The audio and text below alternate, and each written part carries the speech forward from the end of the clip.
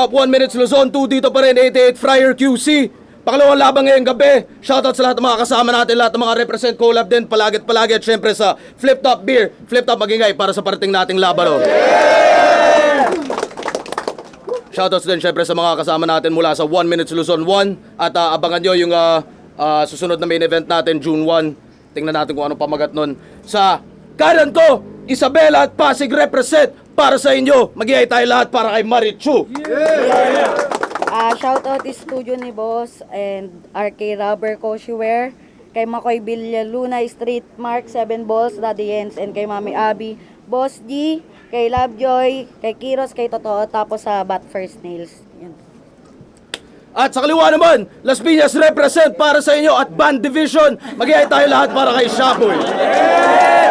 Tahimik. Ayun, shoutout muna sa PLYO Apparel Clothing, Ken Lorenzo Castro, kay Jeremiah Gelisanga at sa bago niyang girlfriend. Kay Jeremiah Gelisanga at sa bago niyang girlfriend na si Danica Olantes. Pinost ko na yung picture niyo sa Facebook. Let's go! Mamaya na yung iba. Nanalo ng ko ito si Shaboy. Pinili niya mauna. Tigil sa minuto to. 1 minute Luzon 2. Pakinggan natin. Shaboy. Nung nag-message ka, boss, sabi ko, shit, 8 days na lang. Paano ko to i-memorize? Gumawa na lang kaya ako ng gimmick. Maghubad kaya ulit ako dito kaso yung flip top baka ma-demonetize.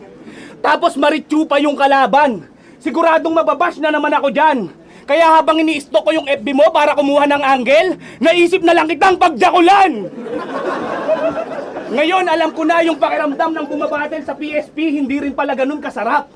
Kasi ang hirap pala mag-focus sa battle kapag may malaking suso sa harap.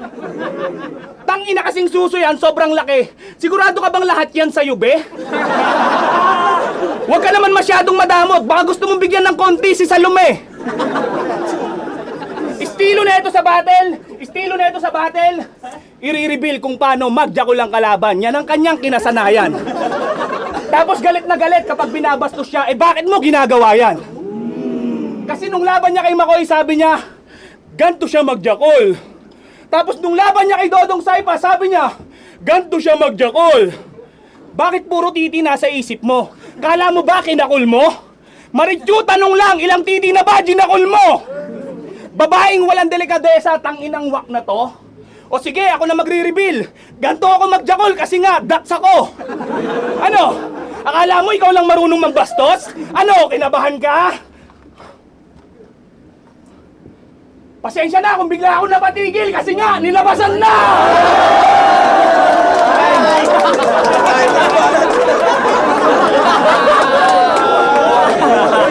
Yan. 1 minute game! Si Sir Arik nag-chat at bigla akong na-surprise. Sa 1 minute na pabilang at nagbigay advice. He will give me something special. Kaya nakakabigla. Akala ko naman kung anong special. Special child pala. Kasi real talk, hindi ka rapper, vlogger ka. Nagkakaroon lang ng hype pag natutukan ng camera. Yung mga bars, ang corny. Yung jokes, walang laman. Vlogger na, rapper pa, puta, awit yan. Ano, tumbok ba? Ito, real talk. Meron siyang kumpare na lugmok at di na makaabante. Nangihingi ng advice sa yung tao, sesendan mo ng tite. Kupal! Feeling mo, gangster ka na ha. Kaya pati bisyo, hinihingi mo pa. Yung akala kong nambuburaot lang pala. Magmulagat bars, Crown Manila, Zyper, The 100, lahat yan inipon mo. Isa-isa ko yang tatanggalin ngayong kaharap mo na ako. Magmula sombrero, damit, short, sapatos, lahat yan binuraot niya. At di mo na ulit kailangan maghubad. Hinubaran na kita. Palawang banat, pakinggan natin.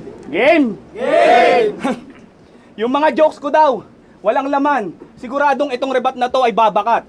Paanong magkakalaman yung mga jokes ko nasa suso mo na lahat? Paakyat pa lang ako kanina sa hagdan, ang dami nang bumabati sa akin. Boss, mukhang sa flip top madami sa aking nag-aabang. Kung sino-sino na nagpapapicture, tapos sabi sa akin, welcome back, badang. Para sa mga di nakakakilala kay Marichu, ito'y dagdag kaalaman.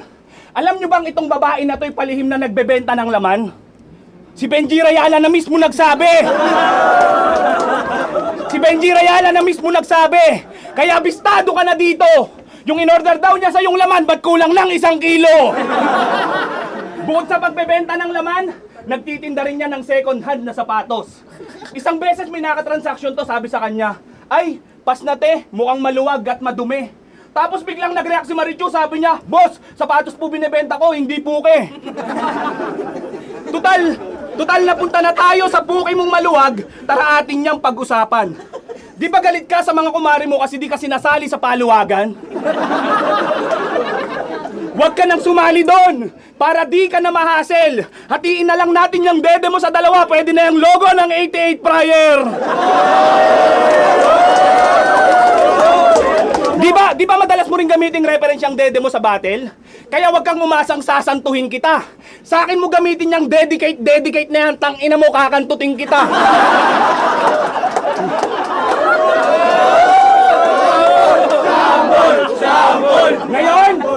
Ngayon, ipapasok ko na tong titi ko sa pekpek mo at siguradong ikaw ay matitigok. Kasi itong titi ko, habang nasa loob ng pekpek mo, ito ay titibok.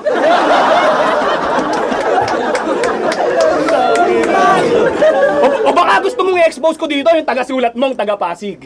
Ibang tao nagsusulat ng linya mo, di ba? Tapos sa kasikatan, ikaw ang taga-Kabig. Ang dami mong naloloko, kaya yung islat mo dito, matik. Napaniwala mo ang karamihan at lalong-lalo na si Arik. Hey!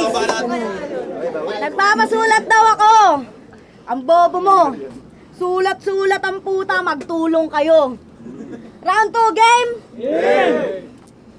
Yung laban niya kay Sir Deo, sabi niyo, anong pakiramdam na nilalaplap mo ko tapos tinutsupa mo siya?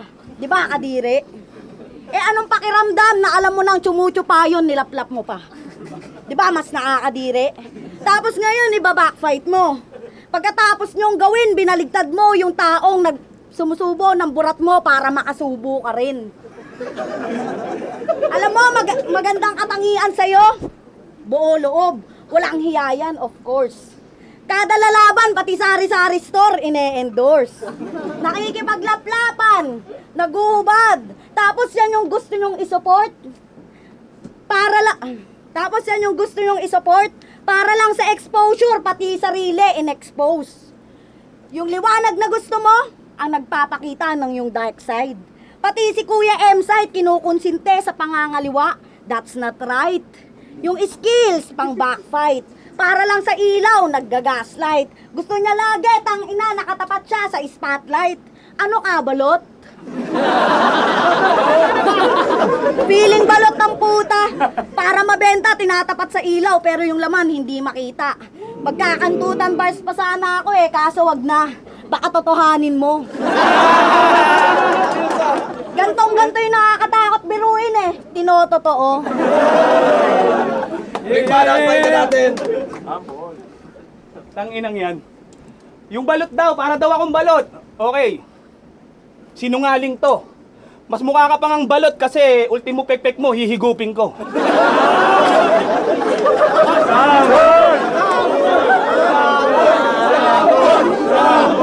Ina mo ha, hindi marunong magrebat no, di ba? Hindi niya kasi sulat yung mga pinapakita niya. Tangina, pangit ng sulat ni Enom sa'yo. Gago! Okay, game! Nung nilabas na yung poster nito, parang gusto kong magmaoy. Kasi karamihan sa nababasa kong comments, bakit andyan si Shaboy?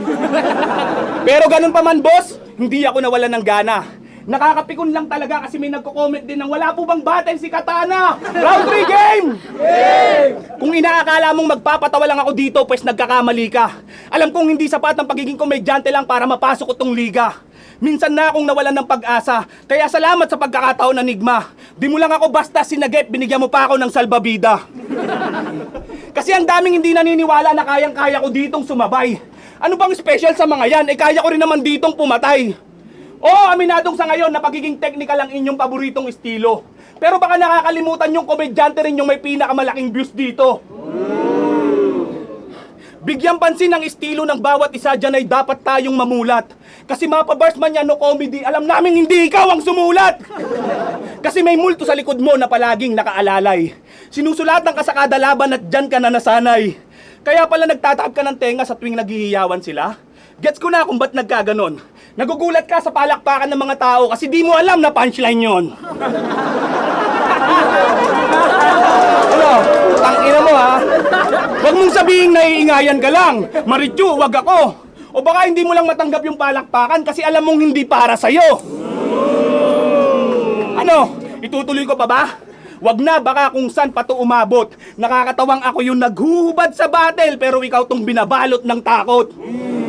Yung dede reference mo na ginamit, ang sarap sana nun gatasan. Kaso naisip ko wag na, baka bumaha hanggang Baklaran. VIP ka pa lang dito kasi kulang ka pa sa practice. Magkaiba trato sa atin ni Arik kasi yung wristband ko artist.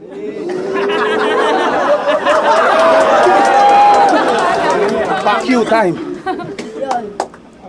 Yun, ano mang resulta, pati sa mangurado, tatanggapin ko ng ng lugod. Tangina mo, Shaboy, wag ka nang bumatel, mas bagay mo, taga-nood. Yun, round 3. Puta, round 3 na. Kaya gusto ko munang magseryoso. Ipaliwanag sa mga tao kung bakit ako nandirito. Kaya sa batang ako, dyan ka lang. Madaming manyakis dito.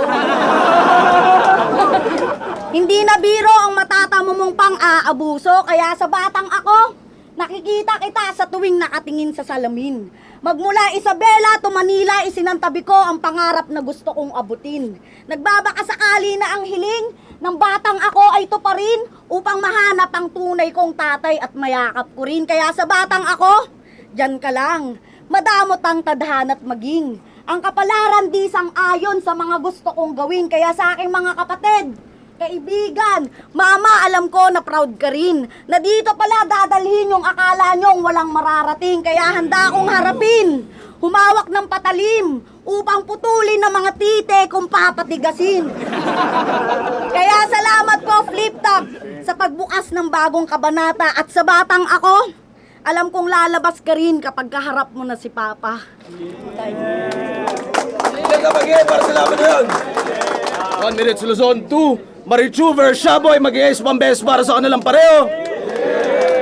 Ang boto ng hurado, 3-0. Mag-ingay para kay Shaboy. Shoutout Marichu. Ayan, maraming salamat Sir Enigma sa pagkakataon. Shoutout muna ako, boss. Shoutout sa Team Branded, Hustle 4D at syempre Andrew Agnas and Mac Batara. Salamat sa pagsuporta. Thank you. Yun, shoutout sa mga kasama ko dyan, kay Ate Lax, kay Matina, and syempre sa lahat ng Motus family yun. Sige.